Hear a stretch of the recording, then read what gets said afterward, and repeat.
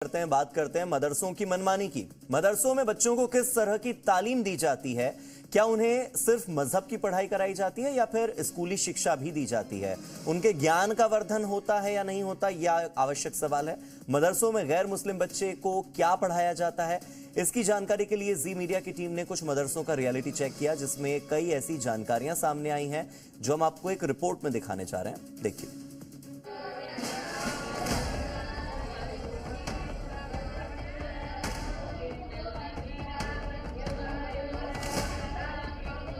बच्चों को शिक्षा का सही हक मिले, इसके लिए मदरसों में दी जा रही तालीम को लेकर जांच शुरू हुई तो इसका विरोध भी तेज हो गया।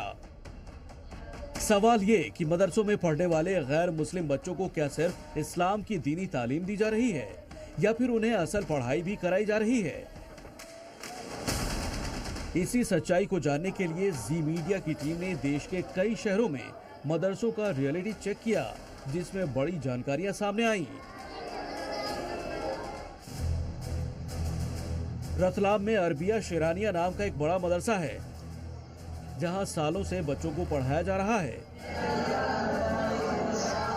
जी मीडिया की टीम जब वहां पहुंची तो बड़ी तादाद में बच्चे वहां तालीम हासिल करते दिखे, लेकिन दावा किया गया कि वहां दूसरे धर्म के बच्चों के नाम दर्ज नहीं हैं, यानी इस मदरसे में गैर मुस्लिम बच्चे नहीं पढ़ते।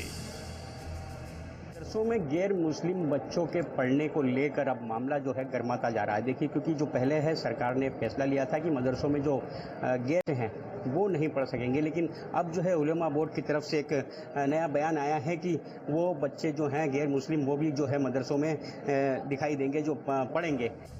वहीं मदरसे के संचालक शुएब फारूक शेख ने दावा किया कि फिलहाल उनके मदरसे में गैर मुस्लिम बच्चे नहीं हैं, लेकिन अगर वो आएंगे तो उन्हें मुस्लिम धार्मिक तालीम नहीं बल्कि स्कूली शिक्षा दी जाएगी।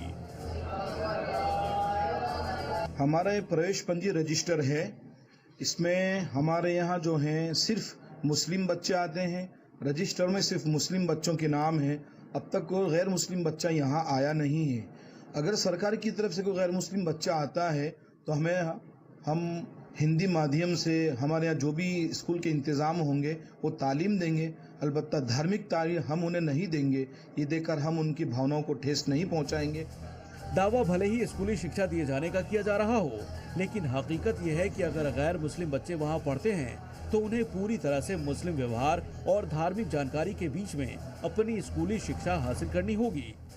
ऐसे में सवाल यही है कि मदरसे में जो धार्मिक व्यवहार विचार होगा उससे गैर मुस्लिम बच्चों को अलग कैसे किया जाएगा।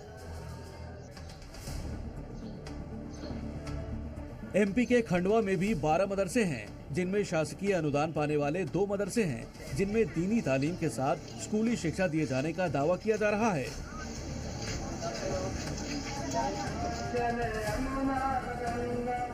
जी मीडिया की टीम जब खंडवा के इस 35 साल पुराने दारुल उलूम मदरसा में पहुंची तो वहां भी इस बात का दावा किया गया कि हिंदू या अन्य गैर मुस्लिम बच्चे मदरसे में नहीं पढ़ते, लेकिन अगर वो पढ़ने आएंगे तो उन्हें दाखिला दिया जाएगा और मुस्लिम धर्म की शिक्षा की जगह स्कूली शिक्षा दी जाएगी।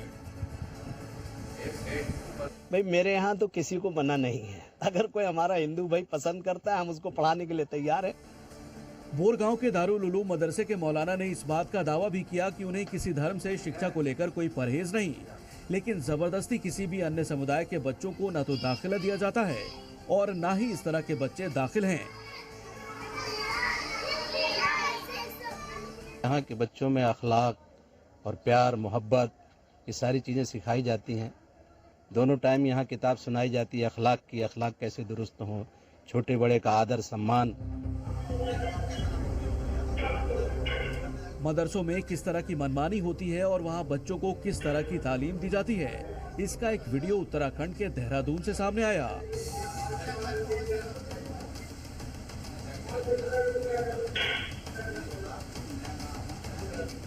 जहां मदरसे के टीचर मासूम बच्चों की बेरहमी से पिटाई करते नजर आए। वीडियो में दिखा कि वहां एक शिक्षक ने लाइन से सभी बच्चों को खड़ा कर रखा था और कई बच्चों को मुर्गा बनाया हुआ था। इस दौरान टीचर हाथ में छड़ी लिए हुए था, जिससे वो बच्चों की पिटाई कर रहा था। इस दौरान कई बच्चे टीचर से रहम की गुहार लगाते रहे, लेकिन उसका दिल नहीं पसीजा और वो बच्चों को पीटता रहा। वहीं इस घटना का वीडियो सामने आने के बाद आरोपी शिक्षक के खिलाफ केस दर्ज कर लिया गया। रतलाम से चंद्रशेखर सोलंकी, खंडवा से प्रमोद सिन्हा के साथ ब्यूरो रिपोर्ट, जी मीडिया। बिहार के मदरसों के पाठ्यक्रम और खिताबों पर सवाल उठाए गए हैं और ये सवाल उठाया है एनसीपीसीआर के मुखिया प्रियंक कानूनगो ने। प्रियंक कानूनगो का आरोप है कि बिहार के मदरसों में पाकिस्तान से छपकर आई किताबों का इस्तेमाल होता है और बच्चों के सिलेबस में भी कई शब्दों पर आपत्ति दर्ज करवाई गई है। इन आरोपों की सच्चाई जानने के लिए जी मीडिया संवाददाता राजकीय मदरसा इस्लामिया शमसुल हुदा पहुंचे और वहां पर क्या मिला दिखाते हैं आपको हमारी रिपोर्ट में।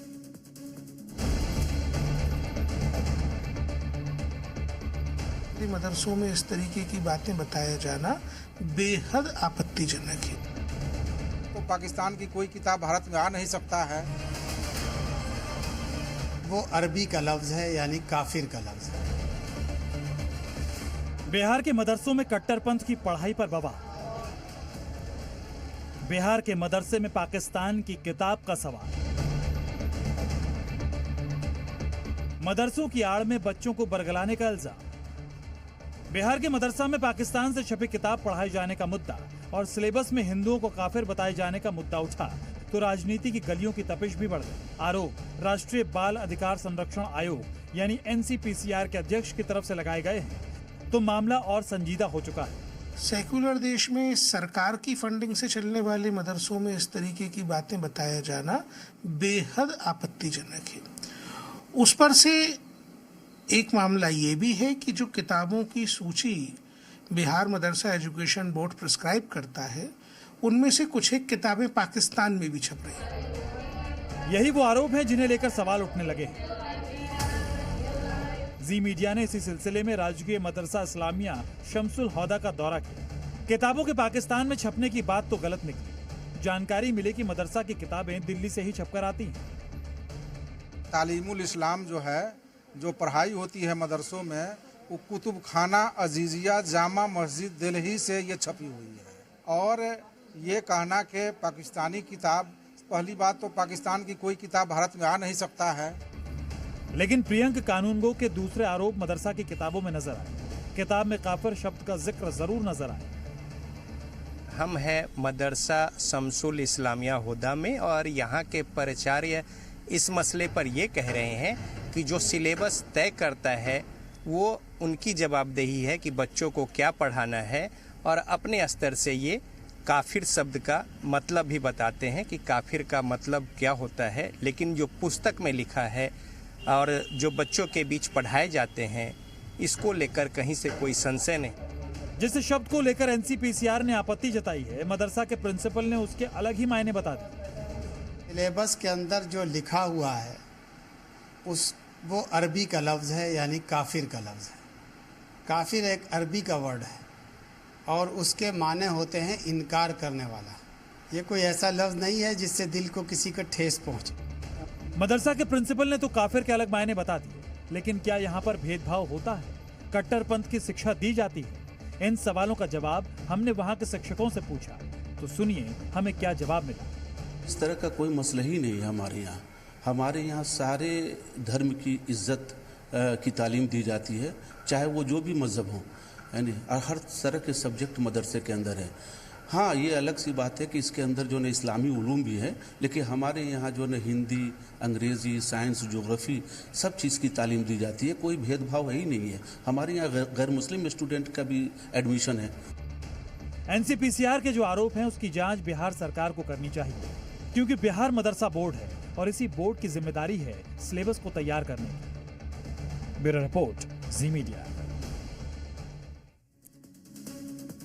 उत्तर प्रदेश के बरेली में उस वक्त हंगामा मच गया जब हिंदू कॉलोनी में एक घर मुस्लिम परिवार को बेच दिया गया। कॉलोनी के लोगों ने अपने घरों के बाहर पलायन के पर्चे चिपका दिए। आरोप लगाया कि मुस्लिम परिवार को घर बेचकर माहौल बिगाड़ने की साजिश रची जा रही है। देखिए रिपोर्ट।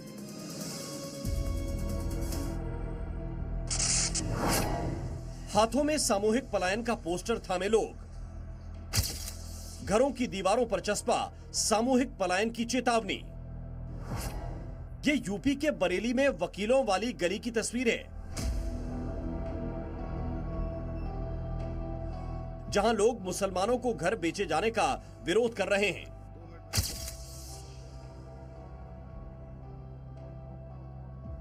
पंजाबपुरा इलाके की वकीलों वाली गली में हिंदू समुदाय की घनी आबादी है। कुछ वक्त पहले यहां रहने वाले विशाल सक्सेना नाम के शख्स ने अपना मकान एक मुस्लिम परिवार को बेचा था। इसी बात के विरोध में कॉलोनी के लोगों ने विरोध प्रदर्शन किया। लोगों का आरोप है कि हिंदू कॉलोनी में मुस्लिम परिवारों को मकान बेचे जा रहे हैं। देखिए, अपने दर्शकों को दिखा दूं कि ये वो मकान है जिसको लेकर पूरा विवाद हुआ है। ये मकान जो है एक सक्सेना फैमिली का था, लेकिन अब जो है इन्होंने एक शबनम नाम की महिला को बेच दिया है। इसको लेकर जो है पूरा बवाल फैला है। और मैं दिखा दूं आपको कि देखिए, पूरे पंजाबपुरा में जो है इस तरह के सामूहिक पलायन के पोस्टर लगे हुए हैं। मोहल्ले के लोगों का आरोप है कि यहाँ सभी परिवार हिंदुओं के हैं, लेकिन एक व्यक्ति ने अपना मकान मुस्लिम परिवार को बेचकर यहाँ माहौल खराब करने की कोशिश की है, जिससे हमारे हिंदू बहन बेटियों को, बच्चों को निकलने में आसानी होगी। हमारे जितने भी त्योहार होते हैं, होली दिवाली, सब उसी चौक में यहाँ पे 2 मंदिर हैं और उनके आने के बाद वो फूल बेचने का अपना करेंगे। सामने मुसलमान है तो पीछे के जितने भी लोग हैं सब इसी गली से लेडीज निकलती हैं, लड़कियां निकलती हैं, कोचिंग के लिए भी बच्चे जाते हैं। तो लड़कियों को ये सब अभी से ही, जब ये लोग आए हैं तो यहाँ पे सिगरेट पीना ये सब शुरू कर दिया अभी खरीदने के बाद। वकीलों वाली गली के लोगों का कहना है कि जिन लोगों को घर बेचा गया है वो बैनामा रद्द किया जाए, और अगर ये घर बेचा भी जाता है तो किसी हिंदू परिवार को ही बेचा जाए। वो बैनामा कैंसिल कराया जाए और जो हिंदू समुदाय का मकान हिंदू समुदाय को ही दिया जाए। नहीं होता है तो सर हम विरोध प्रदर्शन करेंगे फिर। इस पूरे हंगामे के बीच पुलिस मौके पर पहुंची, लोगों को समझा बुझाकर शांत किया गया। वहीं लोगों ने अब मामले की शिकायत डीएम और एसएसपी से करने की बात कही है। इस पूरे मामले को लेकर अब देखना होगा कि प्रशासन क्या एक्शन लेता है। लेकिन मोहल्लों में धर्म की एंट्री भी एक बड़ा सवाल खड़ा करती है कि अगर धर्मों के आधार पर मोहल्लों की पहचान बनाई जाएगी तो इससे देश के सेक्युलर ढांचे को किस कदर नुकसान पहुंचेगा। अजय कश्यप, जी मीडिया, बरेली।